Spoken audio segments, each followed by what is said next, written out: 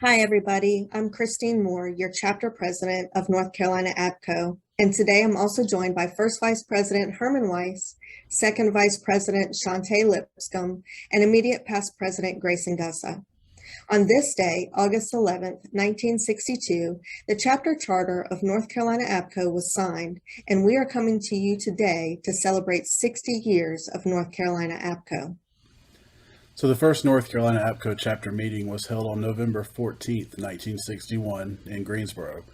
This meeting saw 27 individuals sign up to become members, which got the chapter off to a roaring start.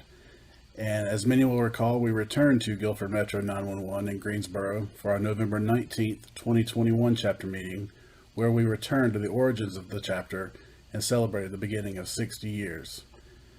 At this chapter meeting, we were able to have many past presidents joining us as we recognized the occasion and also welcomed APCO International CEO Derek Porch to share remarks and present information on our history of our chapter. From our inception in 1961, North Carolina APCO has taken a strong stand on regulatory matters, radio operating procedures, frequency coordinations, providing high-quality training opportunities, and updating public safety communication standards. Within 5 years of being chartered, the chapter had doubled the membership, drawing in many departments throughout the state, and had quickly become active on the regional and national levels, including working closely with Virginia, South Carolina, and Maryland in creating an information exchange among the three states. Members from North Carolina quickly became involved in attending national APCO conferences, and just yesterday, the 2022 APCO International Conference and Exposition in Anaheim, California concluded, and we had over 40 individuals attending that represented North Carolina. In 1978, our chapter was continuing to grow throughout the state. Chapter meetings were held on a trial basis in the east and the west of the state, encouraging additional memberships. By 1981, North Carolina APCO's membership was well over 100 members. And now today, 60 years later, we are proud to have nearly 1,550 members. And looking back at the beginnings, that's an awesome number. North Carolina APCO has been holding our own chapter conferences, and in 1996, we entered into a partnership with North Carolina NENA to conduct a joint North Carolina APCO North Carolina NENA annual conference. So in 2016, that conference was rebranded to what it is today, the North Carolina Public Safety Communications Conference. And our conferences have been held all throughout the state. Most recently, you'll remember it's been held in Cherokee, Winston-Salem, and then just this past May in Wilmington.